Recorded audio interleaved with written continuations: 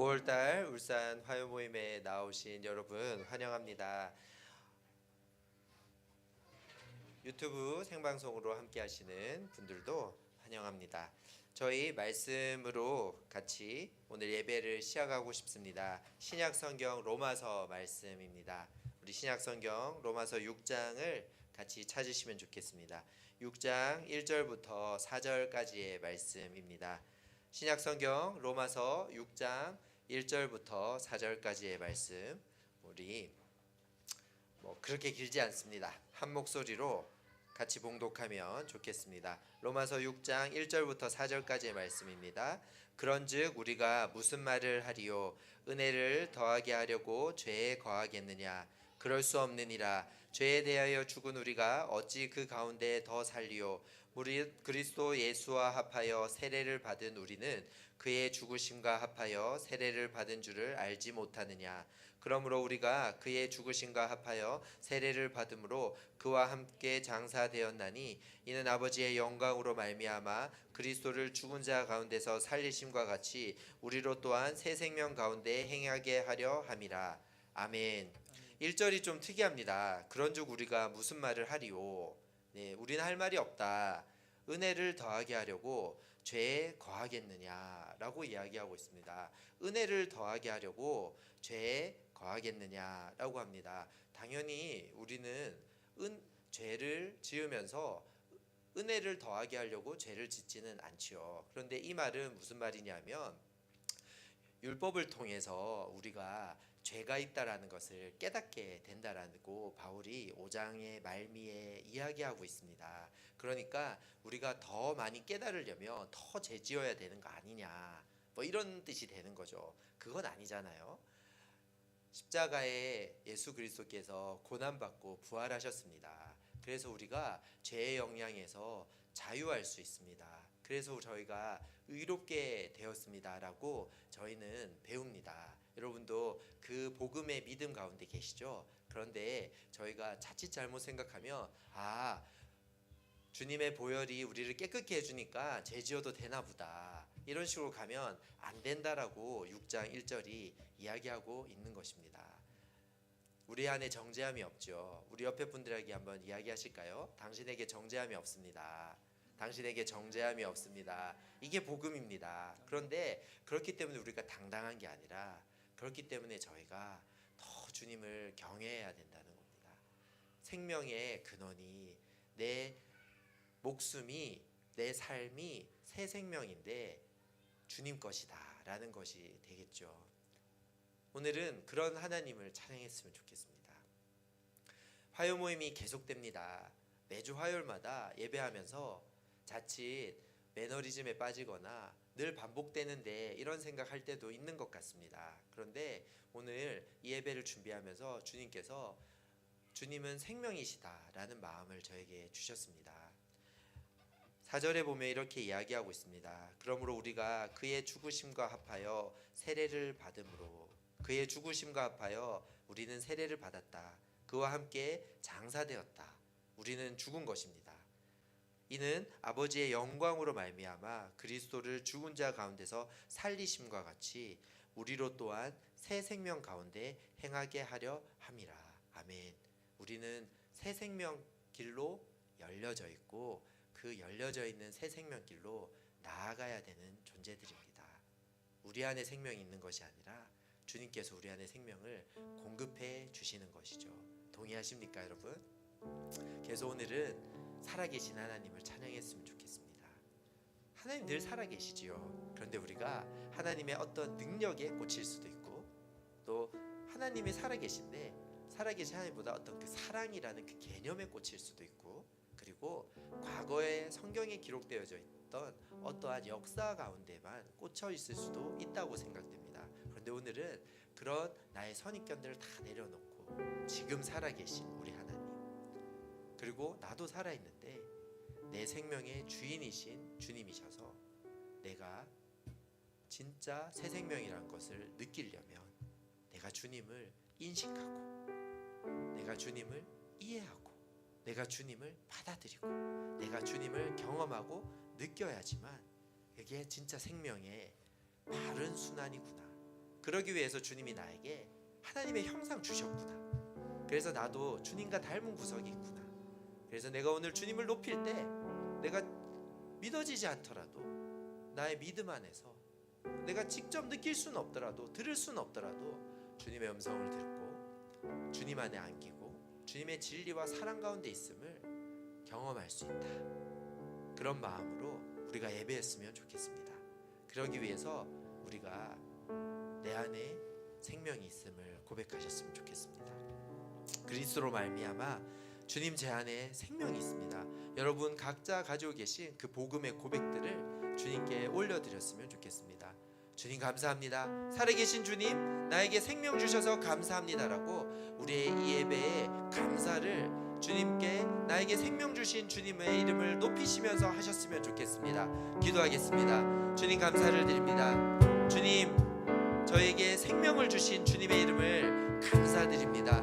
주님 저희에게 놀라운 역사를 행하셨습니다. 살아계신 주님께서 저희를 멀리하거나 회피하지 않으시고 저희를 찾아와서 안아주시며 아들을 주심으로 말미암아 저희에게 생명을 주셨습니다. 우리가 그 생명 가운데 있음을 고백합니다. 내 안에 생명이 있는 것이 아니라 주님께서 나에게 생명을 공급해 주시는 것을 신뢰합니다. 주님 사랑합니다. 주님의 이름을 높여드립니다. 그래서 우리가 한 가지 더 기도하실 때 성령님께 예배를 맡겨드리십시다. 지금 그리스도는 저희와 함께 하시는데 성령님의 역사하심으로 말미암아 저희와 함께하는 것을 신뢰하시면서 성령 하나님 이 예배를 주님께 맡겨드립니다. 이 예배에 인도하여 주시옵소서. 이 예배에 역사하여 주시옵소서. 이 예배에 운행하여 주시옵소서. 성령님 역사하여 달라고 성령 하나님께 예배의 시종을 맡겨드리면서 기도하시겠습니다. 성령이여 이 시간 함께하여 주시옵소서. 성령이여 이 시간 저희들의 마음 가운데 아버지를 온전히 바라보고 주님께만 집중할 수 있도록 성령님 이 시간 저희들 가운데 역사하여 주시고 운행하여 주시옵소서. 이 공간 가운데 주님이 가득하게 하여 주시옵소서. 주님을 인식하며 주님만 바라게 하여 주시옵소서.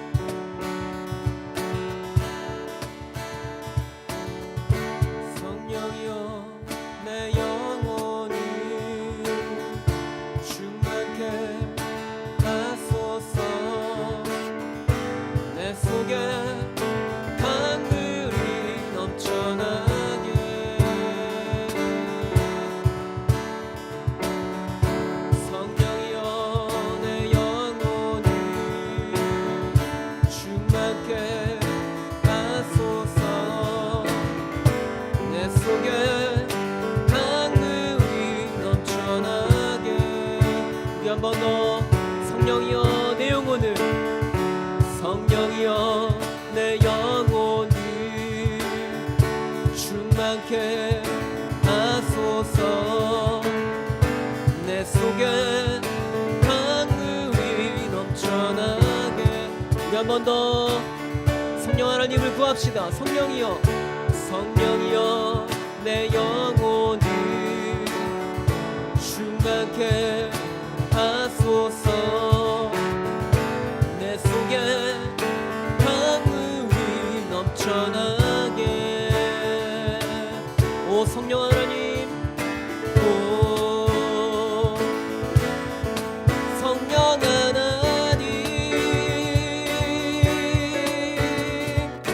나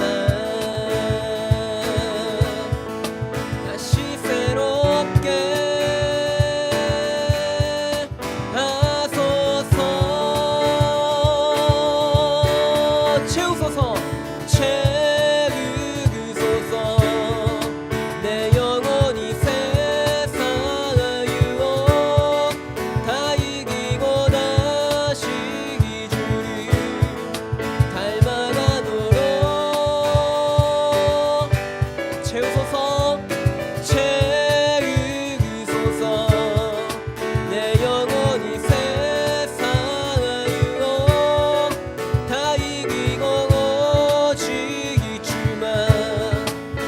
나타내도록 성령이여 내 영혼을 성령이여 내 영혼을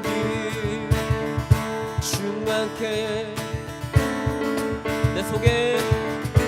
내 속에 강물이 넘쳐나게 우리 한 번 더 성령이여 내 영혼을 충만케 하소서 내 속에 강물이 넘쳐나게 오 성령 하나님 오 성령 하나님 나 다시 새롭게 하소서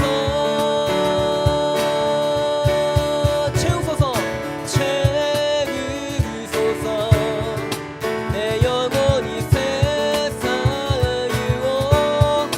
다 이기고 다시 이주리 닮아가도록 채우소서 내 영혼이 세상을 다 이기고 오직 이주만 나타내도 우리 한 번 더 채우소서 내 영혼이 세상을 다 이기고 다시 이주리 닮아가도록 채우소서 내 영혼이 세상을 다 이기고 오직 이주만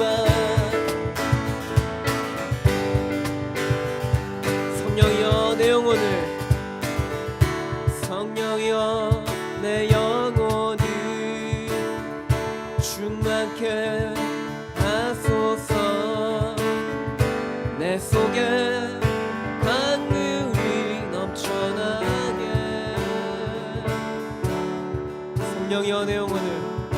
성령이여 내 영혼을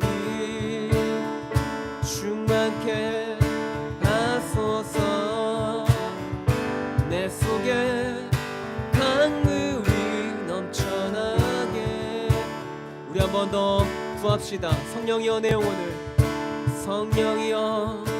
영혼을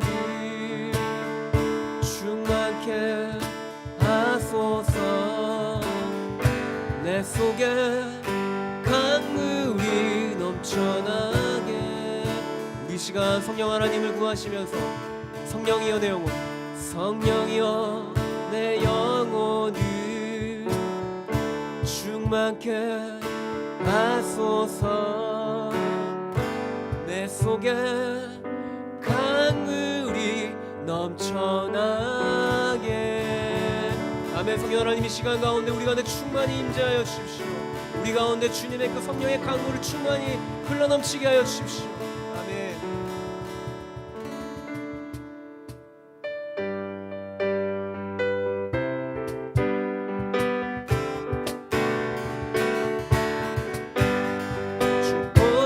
주보좌로부터 물이 흘러 닿는 곳마다 새로워지네. 골짜기를 지나 들판으로 생수의 강물 한 번 더 주보좌로부터 물이 흘러 닿는 곳마다 새로워지네. 골짜기를 지나 들판으로 생수의 강물 흘러 주님의 강이 우릴 즐겁게 해. 주님의 강이 춤추게 해. 주님의 강이 우릴 새롭게 해. 기쁨으로 주님의 강이 충만케 되네. 닿는 자마다 지게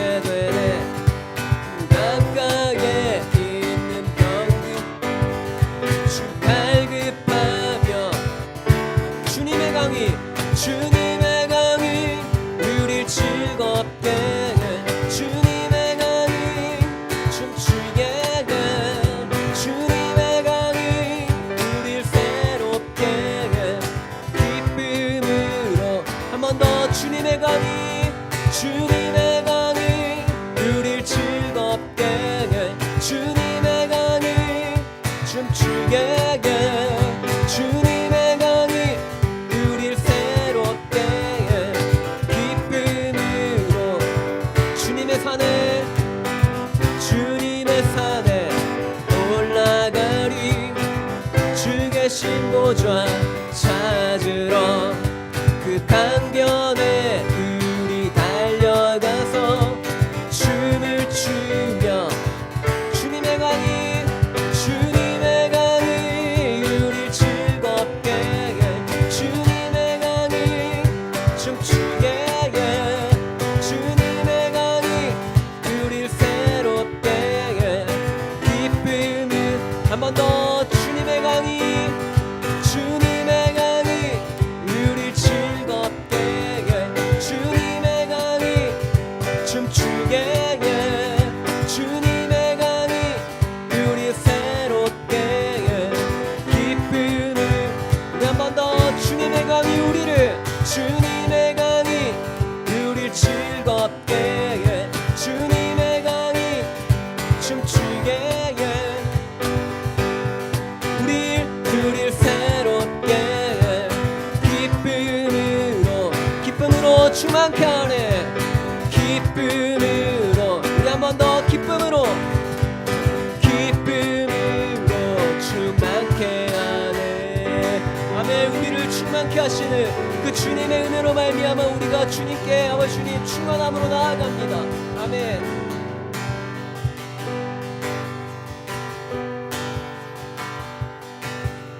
주가 지으신 주의 날에 우리 다 함께 기쁨으로 즐거워하며 주께 나가세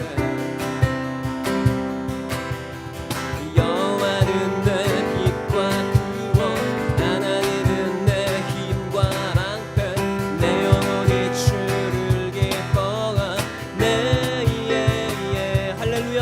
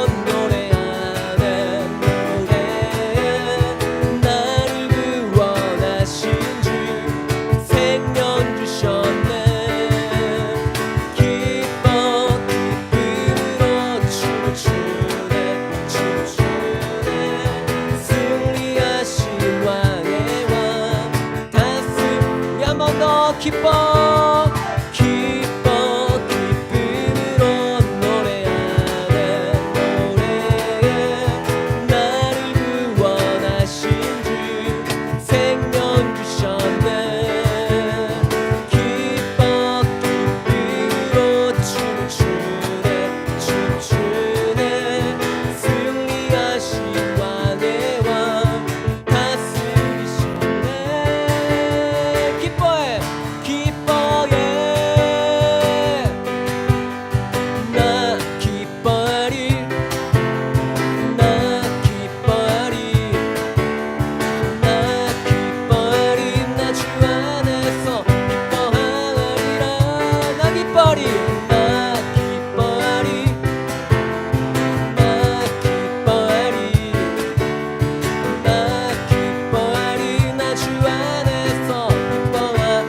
원수가 나를 무너뜨리려고 내 마음에 속삭였네. 내 영이 깨어 넘어지지 않고 나의 믿음의 고백 원수를 묶네. 나 기뻐하리 나 기뻐하리 나 기뻐하리 나 주 안에서 기뻐하리라. 나 기뻐하리 아멘. 나 기뻐하리 나 기뻐하리 나 주 안에서 기뻐하. 환경의 지배를 받지 않고 내 팔의 힘과 목소 느끼는 감정과 상관없이 내 마음 기뻐하기로 결심을 했네. 나 기뻐하리 나 기뻐하리 나 기뻐하리 나 주 안에서 기뻐하리라. 나 기뻐하리 나 기뻐하리 나 기뻐하리 나 주 안에서. 우리 한 번 더 환경의 지배를 받지 않고 내 팔의 힘과 목소리 느끼는 감정과 상관없이 내 마음 기뻐하기로 결심을 했네. 나 기뻐하리 나 기뻐하리 나 기뻐하리 나 주 안에서 기뻐하리라. 나 기뻐하리 나 기뻐하리 나 기뻐하리 나 주 안에서. 우리 마지막으로 선포합시다. 나 기뻐하리 나 기뻐하리 나 기뻐하리 나 기뻐하리 나 주 안에서 기뻐하리라. 나 기뻐하리 나 기뻐하리 나 기뻐하리 나 주 안에서 기뻐하리라. 아멘. 우리의 기쁨의 이유가 되시는 주님을 찬양합니다. 우리가 어떠한 상황이나 환경에서도 그것의 지배를 받지 않고 주님으로 말미암아 기뻐합니다. 아멘.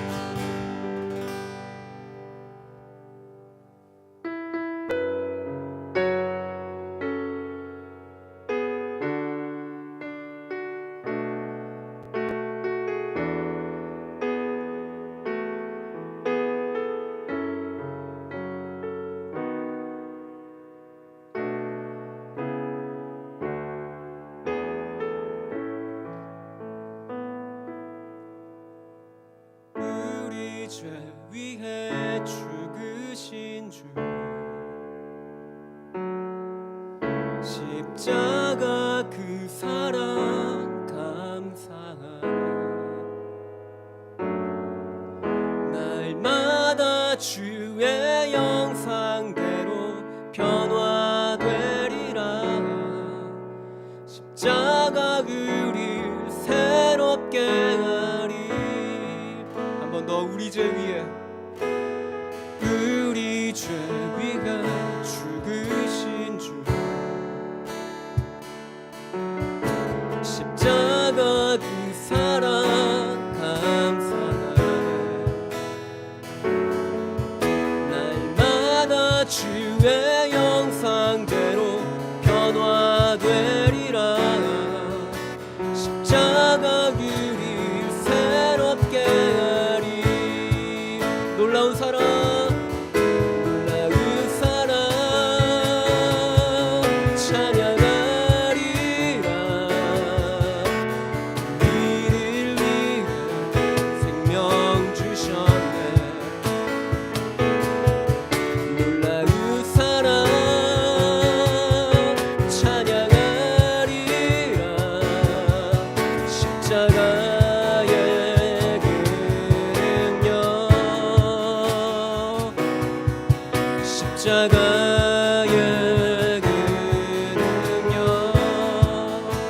죄 위에 죽으신 주, 우리 죄 위에 죽으신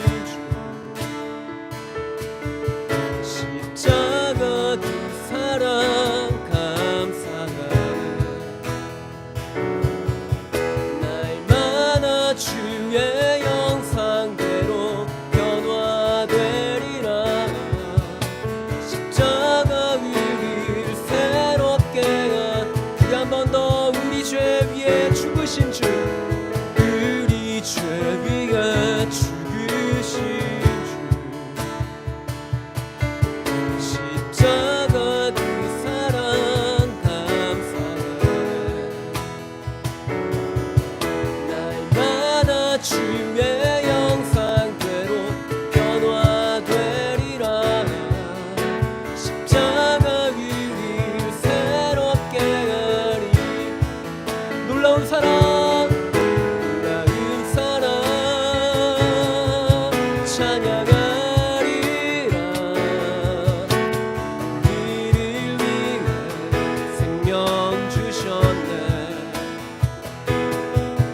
놀라운 사랑 찬양하리라. 십자가의 그능력, 십자가의 그능력. 우리 한 번 더 놀라운 사랑 찬양하리라. 놀라운 사랑 찬양하리라. 우리를 위해 생명 주셨네. 놀라운 사랑 찬양하리라.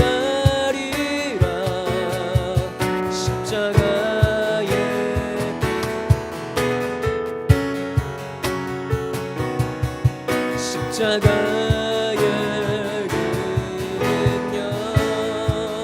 놀라운 사랑, 놀라운 사랑 찬양하리라.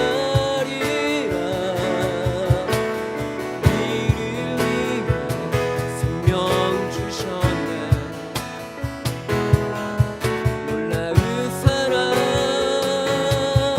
찬양하리라. 십자가의 그능력, 십자가의 그능력, 십자가의 그능력. 놀라운 사랑을 찬양하리라. 놀라운 사랑 찬양하리라. 우리를 위해 생명 주셨네. 놀라운 사랑 찬양하리라. 십자가의 그능력, 십자가의 그능력, 십자가의 그능력, 십자가의 그능력, 십자가의 그능력. 아름다우신 오 놀라우신 영원할 수 없는 사랑, 오 위대하신 하나님의 사랑, 영원히 찬양. 우리 한 번 더 아름다우신 찬양 고백합시다. 아름다우신 오 놀라우신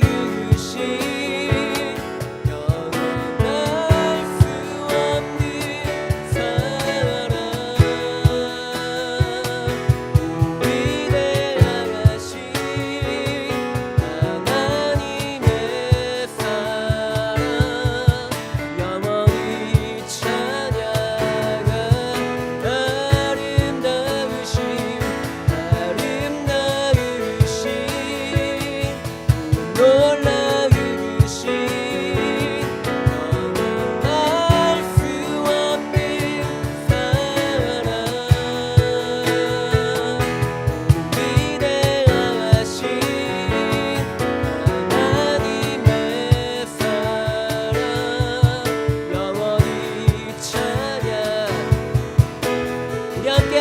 기도합시다. 주와 같은 분 없네.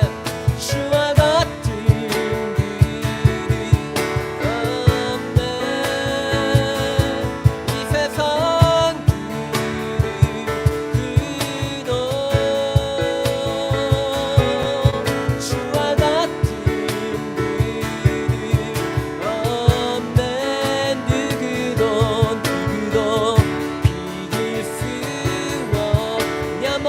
주와 같은 분 없네. 주와 같은 분이 없네. 이 세상 그리도 주와 같은 분이 없네. 누구도 비길 수 없네. 아름다우신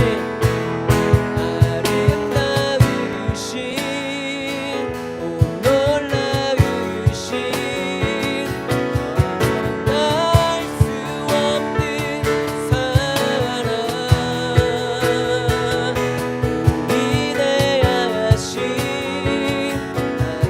하나님의 사랑 영원히 찬양하리. 아름다우신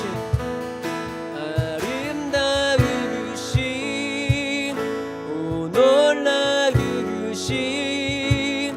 영원할 수 없는 사랑 오 위대하신 하나님의 사랑 영원히 찬양하리. 아름다우신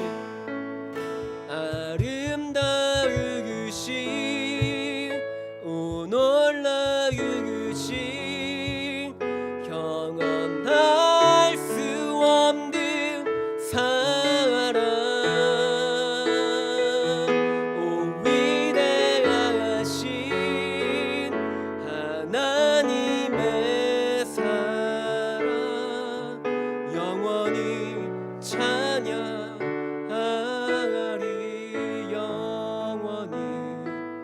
영원히 찬양하리. 영원히 찬양하리.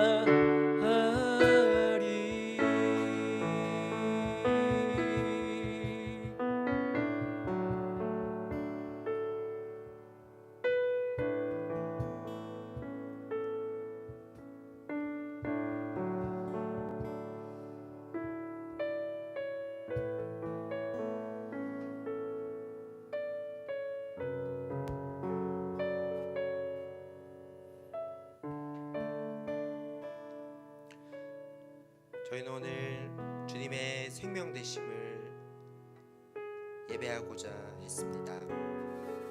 주님께 집중하십시다.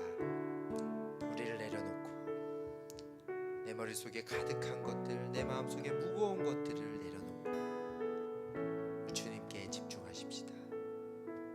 주님을 바라보십시다.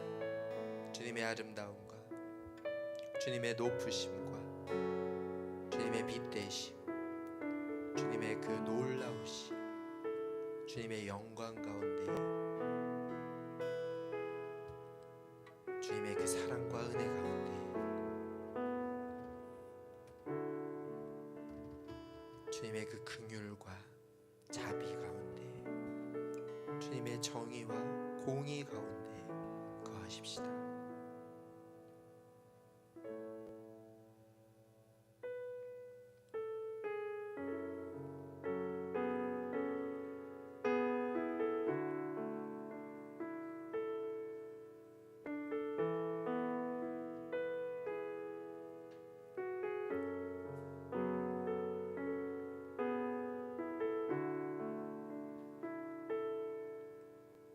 그리고 이제 우리 각자의 입술로 고백하셨으면 좋겠습니다. 주님 그렇습니다. 주님 아름다우신 분이십니다. 주님 나의 생명이 되십니다라고 우리 이 시간 주님께 여러분들의 진실한 고백을, 진실한 찬양을 고백했으면 좋겠습니다. 기도하시겠습니다.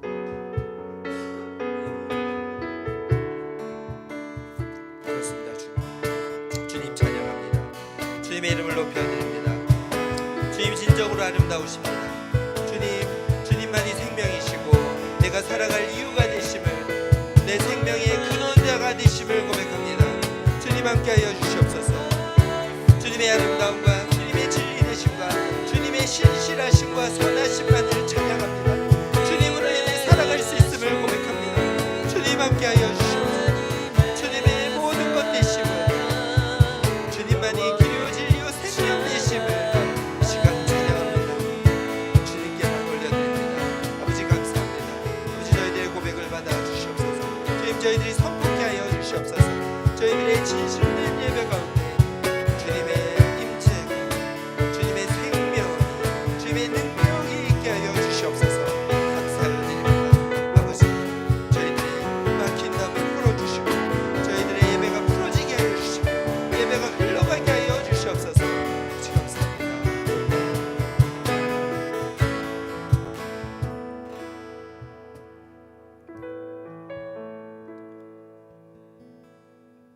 살아계신 주님 감사를 드립니다. 저희들의 찬양을 받아주심에 감사를 드립니다. 주님 저희들에게 행하신 어떠함을 찬양하는 것을 넘어서서 주님은 찬양받기에 합당하신 분이심을 고백합니다. 주님만이 아름다우시고 주님만이 진리이시며 주님만이 선하심을 고백합니다. 주님의 선하심과 아름다우심이 이 땅 가운데 흘러가게 하여 주시옵소서. 저희들의 찬양을 통하여서 저희들에게 그 생명 주심을 통하여서 주님의 사랑과 주님의 생명이 흘러가야 갈 곳으로 흐를 수 있도록 저희들이 온전한 통로가 될 수 있도록 오늘 주님께서 이 예배를 통해 저희들에게 말씀해 주심에 감사를 드립니다. 주님만을 찬양합니다. 주님을 더 기대합니다. 예수님 이름으로 기도드립니다. 아멘. 주님께 영광의 박수를 올려드리겠습니다. 감사합니다. 네, 이 시간 광고를 좀 드리도록 하겠습니다. 약간 문제가 있습니다. 잠시만 기다려 주시면 광고가 나왔습니다. 네, 저희 화요 모임에 여러분 함께하고 계신데요. 저희 화요 모임에서 계속해서 이 화요 모임 예배를 섬겨 주실 분들을 모집하고 있습니다. 저희가 아직 일렉 기타도 없고요. 저희가 세컨 건반도 없고 싱어들도 없습니다. 네, 저희 안에 같이 예배하고자 하시는 분들 저희 화요 모임 발렌티어로 지원해 주시면 감사하겠습니다. 네, 울산 화요 모임은 매주 드려집니다. 특별히 공휴일이나 명절이 아니라면 매주 이렇게 울산 지부 사무실에서 그리고 또 유튜브를 통해서도 저희 예배를 같이 함께 하실 수 있습니다. 열방을 향해 예배하고 싶으신 분들, 그리고 선교의 하나님을 알아가고 싶으신 분들, 그리고 예배와 찬양으로 하나님을 높여드리는 것을 동참하고 싶은 울산 지역의 모든 남녀노소 모든 분들에게 이 화요 모임이 열려 있음을 말씀드리고 알려드립니다. 초대합니다, 여러분. 네, 이 시간에는 저희가 말씀을 듣는 시간입니다. 문제가 있습니다. 지금 슬라이드가 아직 안 넘어가고 있습니다. 네, 지금은 말씀을 듣는 시간입니다. 오늘 이 시간 저에게 귀한 말씀으로 선교 주실 분은 저희 울산 지부에서 선교부를 담당하고 있는 이명희 간사님이십니다. 나오실 때 저희가 환영하도록 하겠습니다. 너는 그리스도의 향기라. 너는 그리스도의 향기라.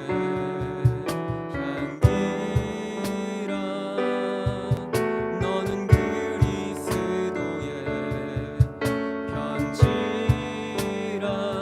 하나님 앞에서 그리스도의 향기는 너를 통해 생명이 흘러가네.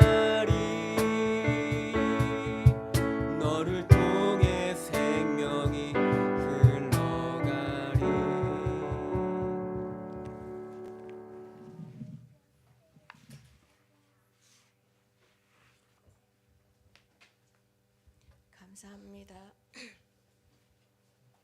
밤이 되면 자꾸 잠이 와서 제가 네 그렇습니다. 네. 밤이 되면 잠이 오는 게 당연한 거죠. 네. 오늘 저희가 함께 나누고 싶은 말씀은 요한복음 4장 46절에서 54절입니다. 네, 요한복음 4장 46절에서 54절 말씀입니다.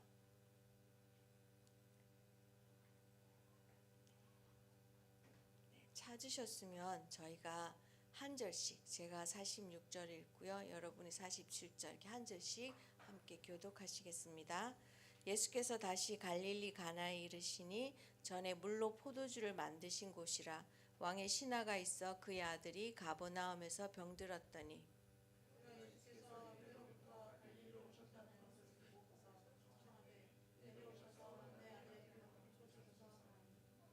거의 죽게 되었습니다. 예수께서 이르시되 너희는 표적과 기사를 보지 못하면 도무지 믿지 아니하리라. 예수께서 이르시되 가라 내 아들이 살아 있다 하시니 그 사람이 예수께서 하신 말씀을 믿고 가더니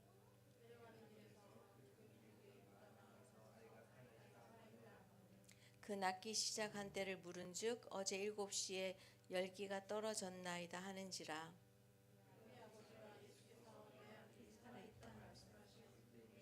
고 자기와 그 온 집만이 다. 54절 함께 읽겠습니다. 이것은 예수께서 유대에서 갈릴리로 오신 후에 행하신 두 번째 표적이니라. 아멘.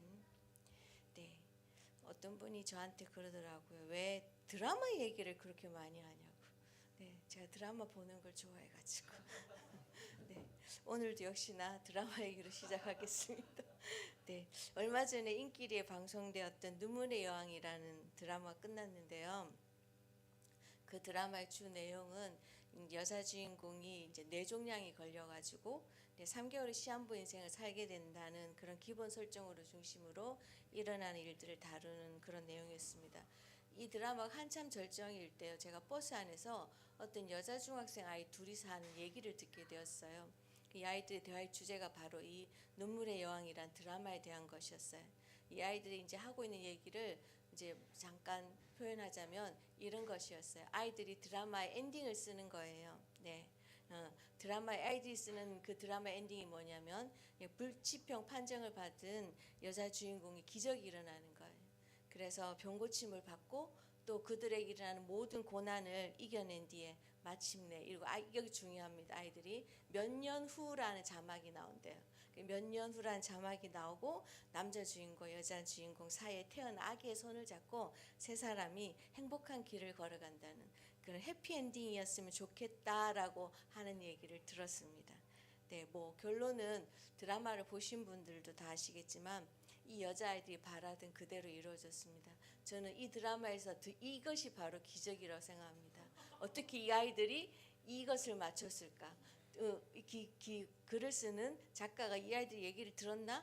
아니면 이 아이들이 작가의 그 의도를 간파했나? 네, 어쨌든 모르겠습니다. 기적은 일어났고 해피엔딩으로 끝이 났습니다.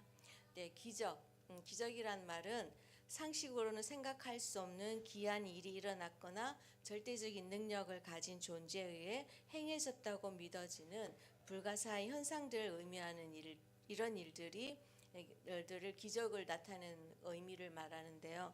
이런 일들이 우리가 살아가는 동안에 드라마가 아니라 실제에서 종종 일어나는 일들을 우리는 보고 있습니다. 그리고 우리가 어떻게 살다 보면 어려운 일에 당하거나 또 부딪히고 고난에 당하거나 종종 우리의 삶에 정말 우리가 해결하지 못하는 그런 일들이 있을 때 내 삶에 기적이 일어나기를 하고 우리가 기도할 때가 있구나, 또 바랄 때가 있죠.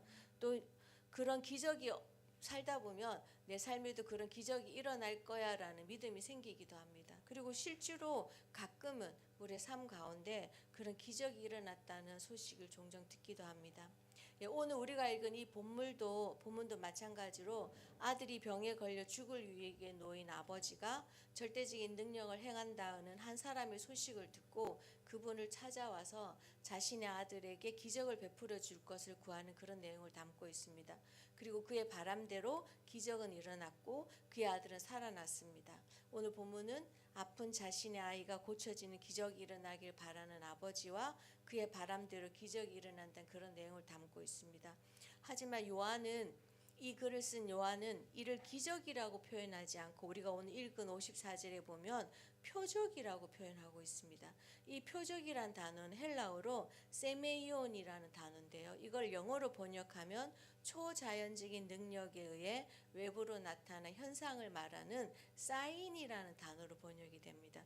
우리가 알고 있는 기적을 뜻하는 미라클이 아니라는 거죠. 근데 왜 굳이 저자는 이 기적이라는 단어를 사용하지 않고 표적이라는 단어를 사용해서 기록하였을까? 네, 그걸 한번 생각해 봤는데요. 그것은 요한의 관심에 있었던 것입니다. 요한의 관심이 기적 그 자체에 있는 것이 아니라 그 기적을 일으키시는 대상인 예수님을 요한의 관심이 그것을 가리키고 있기 때문입니다. 요한은 이 예수님이 일으키신 이 기사를 통해 이 땅에 오신 그리스도를 증언하고 있습니다. 오늘 말씀의 경론을 미리 말하자면요. 기적에만 의존하는 우리의 믿음은 참된 믿음이 아니다. 그러니 너희가 바로 보아야 할 진정한 믿음의 대상은 그리스도이시다. 그분만이 이러한 표적을 행하시는 분이시다라는 것을 요한은 말하고 있다는 겁니다. 저는 이 본문을 묵상하면서 기적이 일어날 것을 믿는 믿음, 그리고 기적을 일으키는 그 대상을 믿는 믿음에 대해서 생각해 보았습니다. 이들은 분명히 다르죠. 근데 기적을 믿는다는 것은 곧 그를 행한 기적을 행한 대상을 믿는 것이 아니냐라는 반문을 하실 수도 있지만 저는 그것은 분명히 그 시작부터 다르고 그 믿음의 본질이 다르다고 생각합니다. 우리의 믿음은 우리의 구원자신 예수 그리스도 그분을 신뢰하여야 하는 것이지 그분이 행하신 일들을 통해 기적과 같은 현상이 일어나기를 바라는 그런 믿음이 되어서는 안 된다고 저는 생각합니다. 바로 오늘 우리가 읽은 요한복음 4장 46절에서 54절에 보면요. 기적이 일어날 것에 대한 믿음을 가졌다가 예수님을 만나고 예수님의 그분의 권능을 통해서 오직 그분이 행하시는 그 기적을 믿는 것이 아니라 예수님을 믿은 한 사람에 대해서 말하고 있습니다. 46절에 보면요. 예수께서 다시 갈릴리 가나에 이르시니 전에 물로 포도주를 만드신 곳이라 왕의 신하가 있어 그의 아들이 가버나움에서 병들었더니 예루살렘에서 갈릴리 지역으로 돌아와 가나라는 땅에 머물고 있던 예수님에게 어느 날 왕의 신하가 찾아왔습니다. 이 당시 이 지역을 다스리고 있던 본붕왕 헤롯 안티바스의 를 섬기는 관리였을 것입니다. 어쨌든 왕의 신하가 찾아오게 된 거죠. 그의 아들이 심각한 병에 걸렸고 그의 아들을 병에 낫게 하기 위해서 그는 아마 여러 방법을 모색했을 것입니다. 그러던 중에 예수 이야기를 들었을 것이고 그 예수의 이야기를 듣고 예수를 찾아오게 된 것입니다. 예수 이야기를 들었다는 것을 뒷받침해 줄 구절이 바로 우리가 오늘 읽은 본문의 바로 앞에 있는 45절에 기록되어 있습니다. 45절을 보면요. 갈릴리에 이르심에 갈릴리인들이 그를 영접하니 이는 자기들도 명절에 갔다가 예수께서 명절 중 예루살렘에서 하신 모든 일을 보았음이라라고 기록되어 있습니다. 유대인들은 1년에 3번 그들의 명절에 예루살렘에 올라가야 합니다. 갈릴리 사람들도 예외 없이 명절이 되어서 예루살렘에 올라갔고 그곳에서 예수님께서 행하신 여러 가지 기적을 보고 또 그 기적에 대한 소문도 들었을 것입니다. 그리고 그들이 돌아와서 그들이 살고 있는 그 갈릴리 지역에 예수님 행하신 기적에 대한 소문들을 퍼뜨렸겠죠. 그리고 그들이 그곳에 소문을 퍼뜨리고 있을 때 마침 예수님이 그곳에 오셨고 그들은 그 돌아오신 예수님을 환영합니다. 갈릴리 지역은 우리가 잘 알듯이 예수님의 고향입니다. 근데 우리가 알다시피 예수님은 고향에서 환영을 받지 못했습니다. 근데 이 45절의 말씀에는 갈릴리인들이 그를 영접하였다고 기록하였지만 그 영접하였다 그를 환영하고 받아들였다라는 이것은 실제 예수님을 그들의 진심을 담아서 환영한 것이 아닌 겉모양뿐인 환영이었습니다. 그들은 메시아이자 구주이신 예수님께 관심이 없었습니다. 그분이 행하신 그 기적에만 호기심을 가졌을 뿐이었습니다. 어쨌든 온 갈릴리 지역에 예수님이 행하신 기적에 대한 소문이 퍼졌고 그 이야기를 왕의 신하도 들었을 것입니다. 그래서 그는 그 소문을 듣고 예수님을 향 만나러 한 걸음에 달려왔을 것입니다. 그리고 예수님께 나와 다음과 같이 청합니다. 예수께서 갈릴리 유대로부터 갈릴리로 오셨다는 것을 듣고 가서 청하되 내려오셔서 내 아들의 병을 고쳐 주셔서 하니 그가 거의 죽게 되었습니다. 왕의 신하가 예수께 찾아와서 내려오셔서 내 아들의 병을 고쳐 주소서라고 얘기합니다. 실제로 이 예수님이 계신 가나 지역과 이 왕의 신하의 아들이 있던 가버나움은 지역적으로 같은 갈릴리 지역에 있지만 지형적으로 갈릴리 바닷가 쪽에 접해 있는 가버나움은 가나보다 그 위치가 고도가 낮은 땅이라고 합니다. 그래서 여기에서 보통 갈릴리 가나에서 가버나움으로 갈 때는 내려간다라는 이런 표현을 사용한다고 하는데요. 어쨌든 자신의 아이가 병이 들어 죽게 되었을 때 이 아이의 아버지인 왕의 신하는 예수를 찾아 그의 아들이 병들어 있는 가버나움으로 와서 그의 아들의 병을 고쳐주기를 구합니다.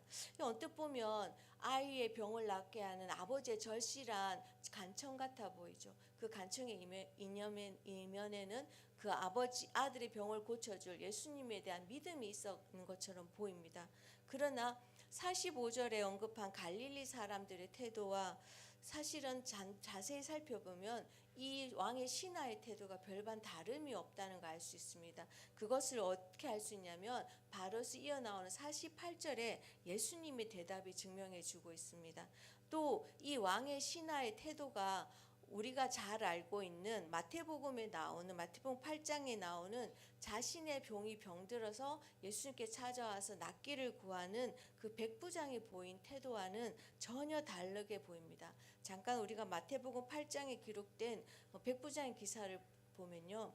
로마 군인이었던 백부장이 자신의 종이 병에 걸려서 죽게 되었을 때 그는 예수님을 찾아옵니다. 그리고 자신의 종의 병을 낫게 해줄 것을 구합니다.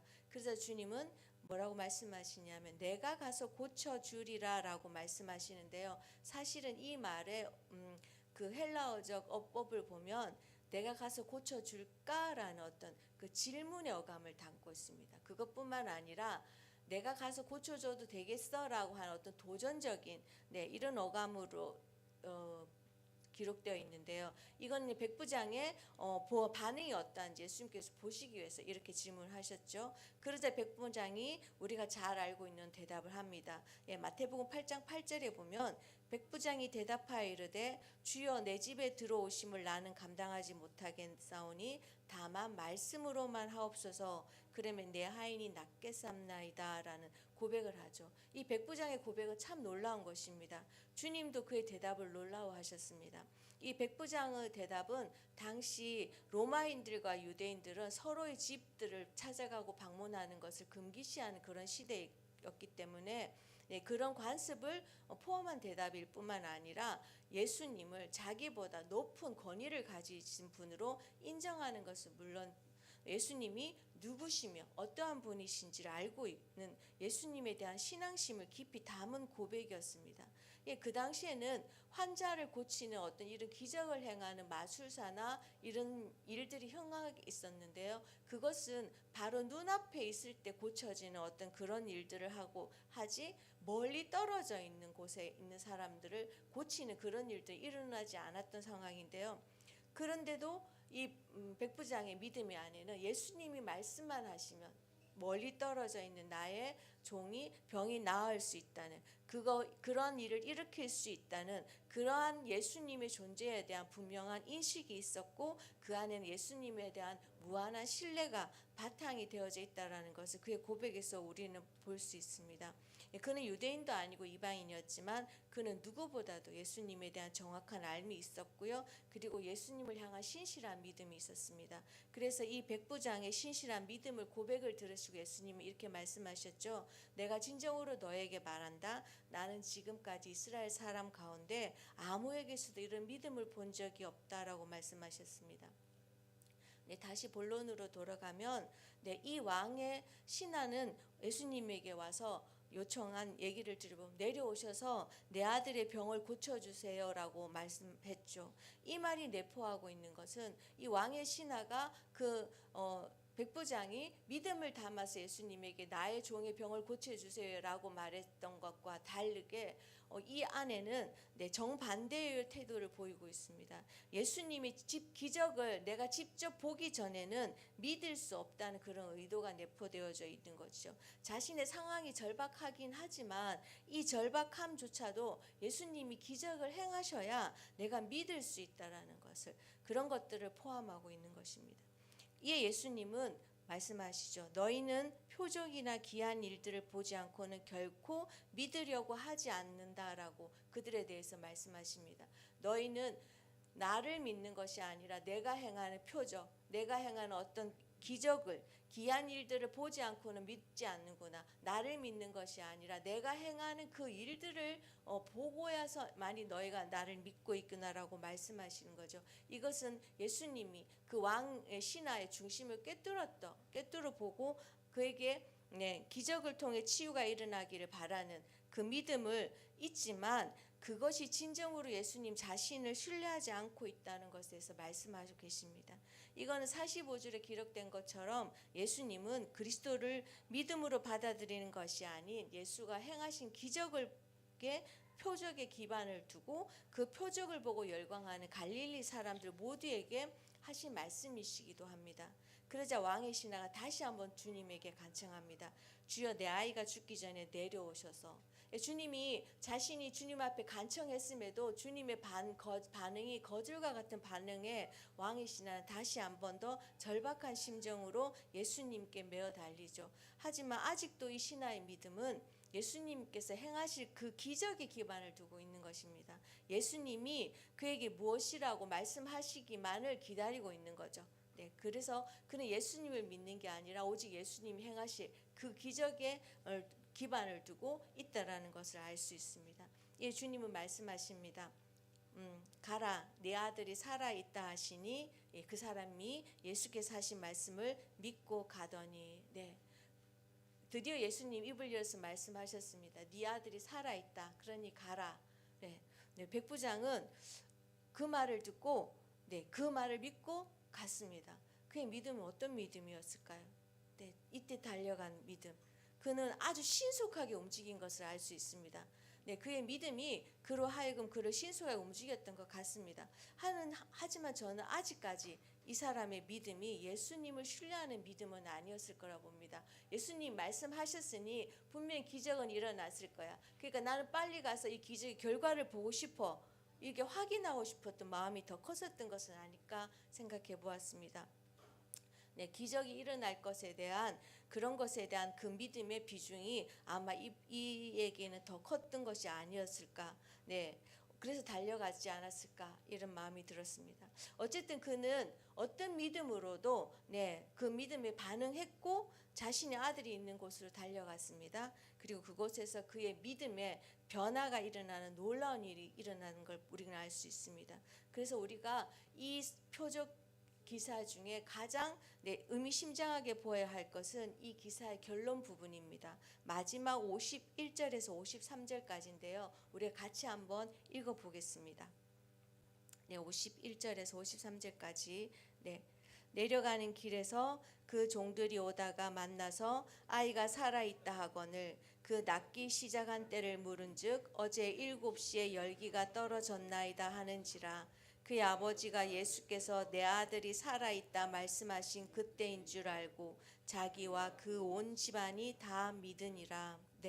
예수의 말을 듣고 내려오는 길에 종을 만나 아이가 살아있다는 얘기를 듣게 되죠. 그리고 그 아이가 살아난 그 시간을 물었을 때 아이가 살아난 정확한 시간이 바로 예수님께서 너의 아들이 살았다라고 말씀하신 그 시간이었다는 걸 깨닫게 됩니다. 저는 이때 비로소 이 왕의 신하가 예수님을 진짜 살아계신 예수님을 믿기 시작한 시점이라는 생각이 됩니다. 네. 치유가 일어난 정확한 시간이 바로 예수님이 선언이 있었던 그 시간이었음을 깨닫는 순간 왕의 신하는 예수님이 그리스도임을 알게 되는 순간이었으며 표적을 쫓아 행하던 그의 믿음이 아닌 그 표적을 행하신 그 예수 그리스도를 그리고 그분이 그 권능이 있으신 구원주이심을 믿게 되는 순간이었다는 겁니다. 네, 그래서 이 성경 본문의 마지막 결론을 요한은 이렇게 내리고 있습니다. 54절에 이것은 예수께서 유다에서 갈릴리로 오신 후에 행하신 두 번째 표적이니라 라고 기록하고 있죠. 저는 개인적으로 요한이 왜 이 구절을 썼을까라고 생각했습니다. 요한은 이 구절을 쓴 단어의 의미가 그냥 저 개인적인 생각에 단순히 예수님께서 왕의 신하의 아들을 병들어 죽게 된 그 아들을 예수님의 말씀으로 기적을 일으켜서 그 아이를 살리신 그 사건을 기록한 것뿐만이 아니라 표적을 쫓아 행하던 그래서 기적이 일어나는 것에만 그의 믿음의 기반을 두었던 한 영혼이 예수님을 만나고 그분의 권능을 통해서 그분이 그리스도임을 알게 되는 그래서 그 거짓된 믿음의 기반이 예수님 그분에게로 옮겨가는 그것이 바로 예수님 그분이 살아계신 그리스도임을 나타나는 그 표적이 아닐까라는 의미에서 저는 요한이 이 부분을 썼을 거라고 생각합니다. 네, 요한복음에는 총 8개의 예수님 행하신 표적이 기록이 되어 있습니다. 그 표적의 결론은 항상 표적을 통해서 나타난 예수님이 어떠한 분이신지에 대한 증언과 예수님의 권능에 대해서 기록하고 있습니다. 그리고 그 예수님을 만나 그분을 증언하는 무리들의 증언도 함께 기록하고 있죠. 하지만 요한복음에는 반대로 예수님이 행하는 표적만을 구하며 예수를 쫓은 수많은 무리들도 기록하고 있습니다. 그들은 예수님이 표적을 행하고 기적을 행할 때마다 환호합니다. 그리고 열광하고 예수를 따릅니다. 하지만 결국에 그들은 예수를 십자가에 못 박아라라는 무리에 서게 되는 것이죠. 네. 기적을 구하는 믿음. 이것이 어때서 예수를 믿으니까 예수님이 행하시는 기적도 일어나길 바라는 것 아니야 라고 누군가는 이렇게 얘기할 수도 있습니다. 과연 그럴까요? 저는 우리의 믿음의 대상이 오직 한 분 주님이 되셔야 한다고 생각합니다. 그분이 행하시는 모든 기적은 그분이 그리스도이심을 그분이 주이심을 나타내는 표적에 불과한 것입니다. 우리가 구하는 그 기적이라는 것이 죽은 자가 살아나고 병든 자가 고침을 받고 도저히 이루어질 수 없는 일들이 일어나는 그러한 큰 것이 아닐지라도 우리는 살아가면서 작은 것이라도 우리 삶에 기적이 일어나기를 구할 수가 있죠. 기적은 우리 신앙에 필요합니다. 기적은 필요하죠. 그리고 우리 삶 가운데 주님의 일하심, 주님의 간섭하심, 내 삶 안에 관여하고 있음을 우리는 확인하기 위해서 주님으로부터 오는 사인도 필요합니다. 그래서 우리는 주님이 살아계신 하나님이구나 라는 걸 확인하기 위해서 끊임없이 주님으로부터 사인을 구하기도 합니다. 하지만 그것이 우리가 주를 믿는 목적이 되어서는 안 된다고 저는 생각합니다. 우리의 목적은 바로 주님이어야 된다고 저는 생각합니다. 누군가는 이렇게 말했습니다. 우리는 누구나 기적 하나쯤은 믿고 살아가고 있지 않은가? 그래야 살아갈 힘이 있을 테니까 말이지 라고 일본의 유명한 애니메이션 작가가 이렇게 말을 했다고 하는데요. 여러분, 우리가 이 땅을 살아가면서 믿고 살아가야 할 기적은 무엇일까요? 저는 우리가 믿고 살아가야 할 오직 유일한 기적은 나 같은 죄인이 예수님으로 만나 구원받고 하나님의 자녀가 되었다는 이 사실이라고 생각합니다. 오직 이 사실만이 우리가 알고 살아가야 할 유일한 기적이라고 저는 생각합니다. 여러분은 무엇을 쫓아 살아가시나요? 주님이라고 말하지만 내가 따르고 내가 쫓는 이가 나의 주님이라고 말하지만 여전히 주님이 내 삶에 행하실 일들을 내 삶에 나타나실 어떤 표적을 구하고 있지 않는지 우리는 늘 점검하고 확인해야 된다고 생각합니다. 주님이 우리에게 허락하신 유일한 기적은 나를 구원하셔서 주의 자녀가 되게 하신 그것뿐입니다. 그 외에 주님이 내 삶에 베푸신 크고 작은 표적은 내 삶의 주인이신 주님이 나에게 베푸시는 저는 은혜의 선물이라는 것을 우리가 기억했으면 좋겠습니다. 네, 함께 기도하실 텐데요. 네, 내가 나의 삶 가운데 정말 주님 앞에 내 삶 안에 필요한 모든 표적을 내가 그것을 쫓아서 살아가진 않았는지, 나의 삶의 주가 되시는 그 주님이 나의 기적이고 그 주님이 오늘도 나를 붙들고 있는, 그래서 나를 하나님의 자녀 삼으시고 마침내 하나님이 원하시는 그곳까지 나를 이끌고 가시는 그 사실 하나가 나의 삶의 기적이 아닌, 내가 내 삶 안에 무수히 일어나는 여러 가지 표적과 하나님께서 보여주시는 부수적인 것들에 쫓아가고 있지 않는지 우리 자신을 한번 돌아봤으면 좋겠습니다.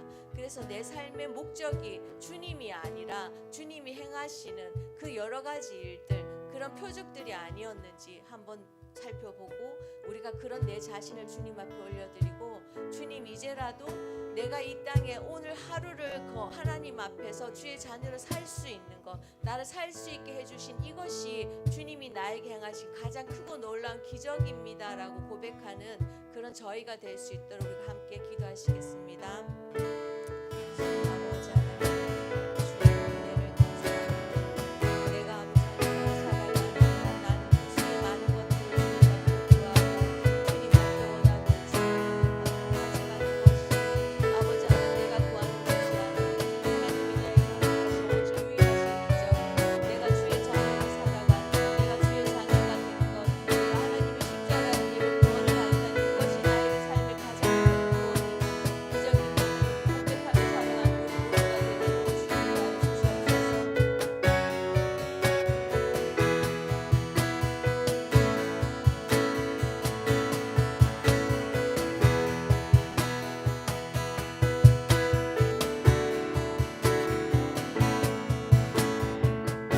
말씀을 기억하시면서 함께 찬양합시다. 모든 이들 필요해,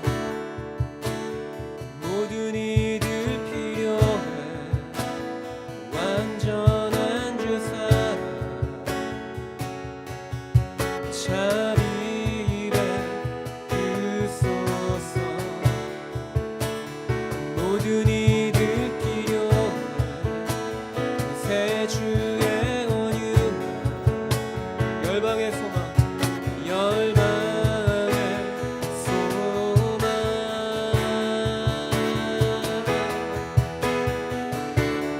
우리 함께 고백합시다. 예수 산으로 옮기시는 내 주는 능력의 주.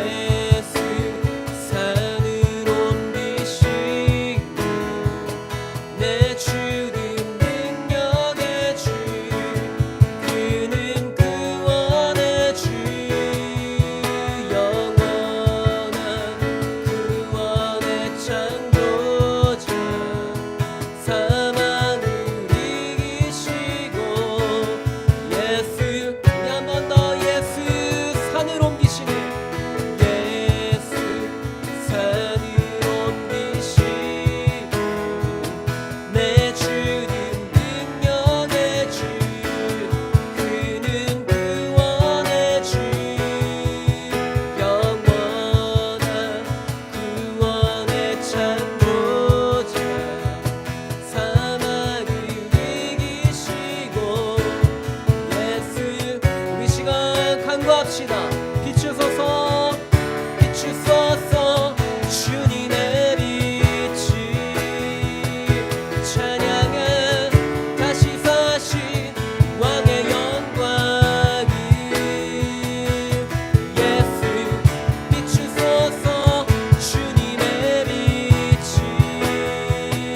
찬양해 다시 사신 왕의 영 우리 한 번 더 비추소서 주님의 빛이 비추소서 주님의 빛이 찬양해 다시 사신 왕의 영광이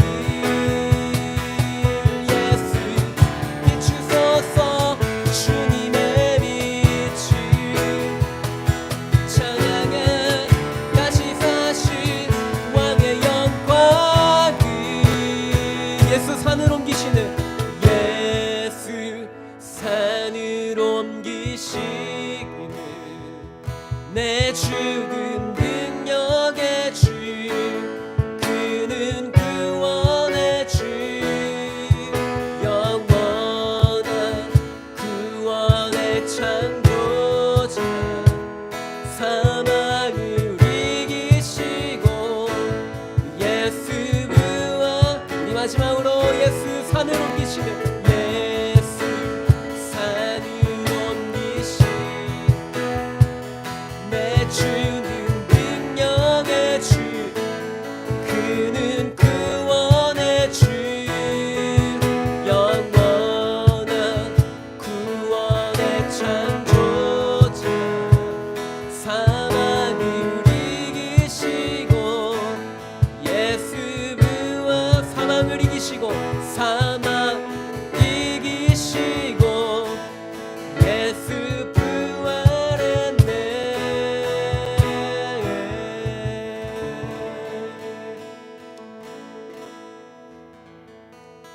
주님 감사합니다. 주님께서 저희들에게 행하신 가장 큰 기적은 다른 어떤 것도 아닌 저희들에게 생명 주심임을 고백합니다. 주님, 그래서 주님과의 관계가 열렸음을 고백합니다. 그래서 저희들이 찬양할 수 있고 예배할 수 있음을 고백합니다. 주님, 이 주님과의 관계를 놓치지 않는 주님과의 친밀함의 자리를 놓치지 않는 저희들이 되게 하여 주시옵소서. 주님 행하신 능력, 주님 행하신 그 기적이 주님과 저희의 사랑의 관계임을 영원한 사귐에 있음을 저희들이 고백합니다. 주님 사랑합니다. 예수님 이름으로 기도드립니다. 아멘. 네, 여러분 화요 모임을 함께하고 계십니다. 이제 마지막 순서에 다다랐는데요. 네, 저희가 중보 기도를 하고 기도하면서 마지막 찬양으로 자연스럽게 이어지면서 화요 모임을 마치고 싶습니다. 오늘 하나님께서 생명을 위해 기도하라는 마음 주셨고, 그리고 우리 말씀을 통해서도 하나님께서 저희에게 행하신 표적과 기적 중에 가장 큰 기적은 저희들에게 생명 주셨다, 예수님 알게 하셨다라는 거죠. 그 모든 것에 주님의 사랑이 깔려 있다라고 생각합니다. 성경을 요약하면 하나님 사랑, 이웃 사랑이라고도 하지 않습니까? 그런데 그 중에서 하나님의 사랑을 가장 비슷하게 드러낼 수 있는 것은 하나님이 디자인하신 가정이라고 생각합니다. 가정의 날 5월, 아이들 때문에 괴롭고 부모님 뭐 사드릴까 힘들고 스승의 날 어떻게 할까 힘든 이벤트가 가득한 달이 아니라 우리가 아버지의 사랑을 받은 사랑을 이웃에게 어떻게, 가장 큰 이웃 사랑이 가정을 이루는 것이 아닌가라는 생각이 들었습니다. 오늘 뭐 저희가 유튜브로도 방송되고 있고 해서 명확하게 말씀드리기는 쉽지 않은데, 이번 주 중에 제가 그런 기사를 읽었습니다.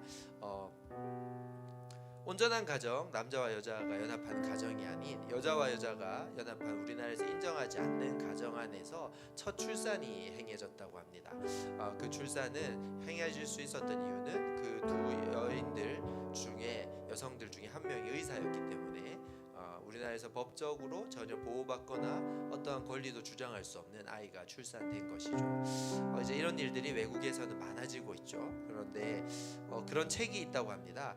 그것이 하나님 앞에서 죄이기 때문에 그것을 막아서야 된다라는 논리보다 더 큰 게 우리의 마음에 와닿는, 크리스천이 아닌 사람들에게도 와닿는 논리 중에 하나는 이제 먼저 그런 법제들이 정착되어서 대한가정의 출산과 입양이 가능해졌던 곳에서 자라난 아이들이, 그 아이들이 아빠 속에서, 엄마 속에서 자랐던 그 아이들이 불안하고 자기들이 다시 그런 대안적 가정이나 하나님의 질서에 어긋나는 가정을 꾸리고 싶어 하지 않는다라는 것입니다. 그 공허함 속에 살고 있다라는 것입니다. 그것을 봤을 때 명확하게 한 남자와 한 여자의 온전한 연합, 둘이 하나 된 것을 나누지 못하는 그 연합, 언약에 충실한 연합, 아버지의 사랑의 근거에서 한 그 약속을 지켜가고자 노력하는 사랑의 결실. 가정은 아름다운 것입니다. 하나님의 디자인입니다. 첫 번째 기도 제목을 한번 읽어봤으면 좋겠습니다. 시작. 현대사회의 왜곡됨 속에서 병들어가는 이 시대의 가정에 주님의 참된 사랑이 드러나 회복이 있도록. 문제가 많습니다. 언제나 가정은 문제가 많았던 것 같습니다. 하지만 그 가정의 회복은 주님의 사랑 안에서 가능한 것을 선포하셨으면 좋겠습니다. 두 번째 기도 제목입니다. 생명과 소망, 평안의 공간인 하나님께서 디자인하신 가정을 소망하는 거룩하고 신실한 다음 세대가 일어나도록. 네, 이제 교회 안에서도 교회 안에 다음 세대가 이미 많이 적은데 그 적은 다음 세대한테도 물어보면 결혼 안 할 거다, 자녀는 출산하지 않을 거다라고 하고 있습니다. 자녀 출산과 결혼이 무조건 그리스도인이면 해야 된다라는 것을 넘어서서 너무나도 당연하게 아버지 사랑이 충만하고 아버지 사랑을 드러내다 보면 그렇게 가는 것이 당연하다라는 문화가 우리 안에 회복되어야 된다는 생각이 있습니다. 교회에서는 무슬림보다 더 많이 애를 낳아야 된다, 그런 논리가 아니라 우리가 자연스럽게 하나님을 추구하고 예배하고 사랑에 대한 참된 이해가 있고 그 사랑에 대한 행위를 흘려보내기 시작하면 우리 안에 회복될 거라고 믿습니다. 이 가정의 문제는 심각한 것인데요, 이 가정의 문제는 생명을 잉태하고 생명을 낳고 그것에 대해서 엄청난 파괴도, 엄청난 축복도 행할 수 있기 때문이라고 생각합니다. 여러분, 가정을 위해서 좀 기도하시겠습니까? 좀 더 본질적으로 생각합시다. 가정이 하나님의 디자인입니다. 하나님의 원하심입니다. 그리고 이 가정은 진짜 사랑을 표현하는 곳입니다. 생명을 낳는 곳입니다. 소망이 낳는 곳이고, 우리가 늘 불안해하고 우울해하고 경쟁 속에서도 가정 안에서 사실 평강을 느껴야 되는데 요즘은 가정 안에서 평강을 못 느끼기 때문에 청년들이 더 방황하고 있죠. 회복되어야 되는 곳입니다. 그 회복에 대한 뾰족한 수가 사회에도 없고 정부에도 없는 것 같습니다. 우리 교회가 일어나야 될 때인 것 같습니다. 교회들인 아버지의 사람들이, 하나님 나라의 사람들이 그것들을 행해야 될 때라고 생각합니다. 시간 다 자리에서 일어나서 우리 이 시대의 이 땅의 가정들을 위해서, 이 교회 안의 가정들을 위해서, 또 교회 밖의 가정들을 위해서 사랑을 선포하십시다. 사랑의 가정이 되고 사랑을 묵상하며 사랑을 흘려보내는 가정이 될 때 그 가정들이 회복되고 그 가정들에 대한 소망을 봐서 다음 세대가 가정에 대한 올바른 인식을 가지고 가정을 소망하는 선순환이 일어날 수 있도록 기도하셨으면 좋겠습니다. 기도하시겠습니다. 주님, 그렇습니다. 기도합니다. 저희들의 가정을 위해서 기도합니다. 주님, 주님의 오리지널 디자인, 주님의 디자인인 이 가정, 주님의 사랑을 연습해 볼 수 있고 주님의 사랑을 드러낼 수 있으며 주님의 사랑이 얼마나 높으신지 알 수 있는 배움의 자리인 이 가정을 통하여서 소망의 공간, 평강의 공간, 생명의 공간인 가정이 회복되게 하여 주시옵소서. 그리스도인들의 가정이 회복되게 하여 주시옵소서. 각 교회가 가정을 위해서 일하게 하여 주시옵소서. 주님의 일하심을 통하여서 가정들이 회복될 때 다음 세대가 가정에 대한 아름다움을 다시 바라보며 가정을 이루고 싶어하며 출산에 대한, 양육에 대한 두려움에서 벗어나고 소망을 보고 가정에 대한 비전을 꿈꾸는 자들이 일어나게 하여 주시옵소서.